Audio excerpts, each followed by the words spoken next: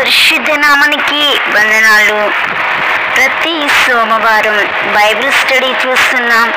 మీ అందరికీ నా యొక్క వందనాలు చెల్లిస్తున్నాం. మానవుని నిర్మాణంలో ఎన్ని భాగాలున్నాయి?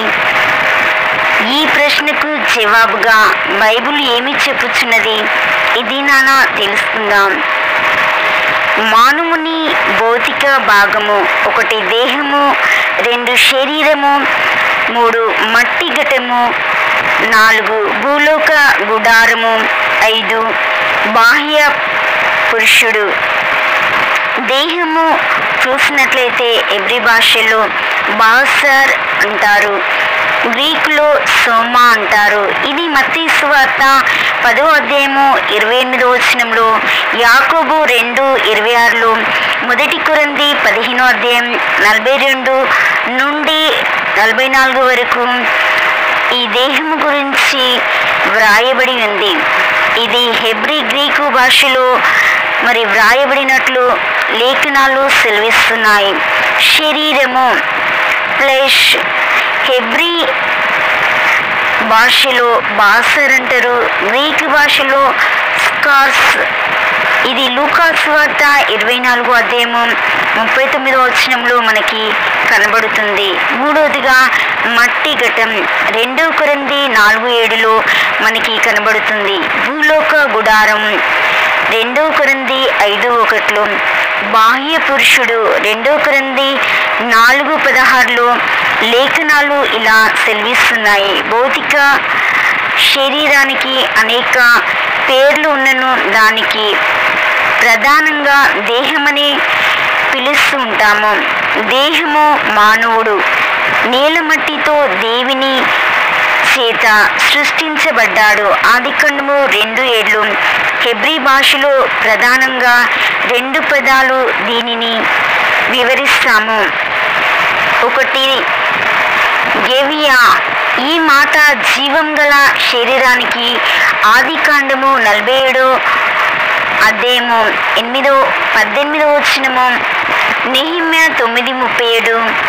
మృతదేహానికి 1 సమూయేలు 31వ అధ్యాయము 10 నుండి 12వ వచనంలో 12 సార్లు వ్రాయబడింది. గెవియా అంటే జీవం గల శరీరం అని అర్థము.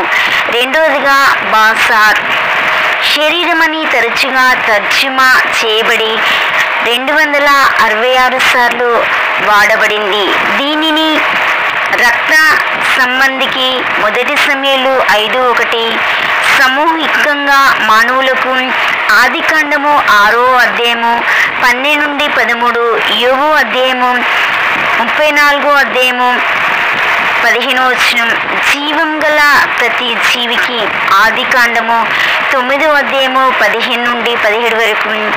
దేహం యొక్క భౌతిక పదార్థానికి ఆదికాండము 2వ అధ్యాయము 23వ వచనము, 17వ అధ్యాయము 14వ వచనం, యోబు గ్రంథము 19వ అధ్యాయము 26వ వచనం. వ్యక్తికంతటికి లేవియకాండం 17:11, కీర్తనలు 16:9, 63:2, ప్రసంగి 4:5లో కనిపిస్తుంది. బలహీన ఆధారపడే తాత్కాలిక వ్యక్తికి ఆదికాండము 6వ అధ్యాయం 3, 2 దీన వృత్తాంతము 32:8, కీర్తనలు 78:39, యెషయా 40 అధ్యాయము 6వ వచనంలో. పాత నిబంధనలో ఇవి ఉపయోగించడం జరిగింది. క్రొత్త నిబంధనలో చూసినట్లయితే గ్రీకులో సోమా అనే పదాన్ని దేహానికి వాడబడింది. భౌతిక దేహానికి మార్కు సువార్త 5వ అధ్యాయము 29, రోమా 8వ అధ్యాయం 11, గలతీ 6:17, యాకోబు 2:6లో వ్రాయబడింది. వ్యక్తి అంతటికి రోమా 12:1, ఎఫెసీ 5:28, ఫిలిప్పీ 1:19లో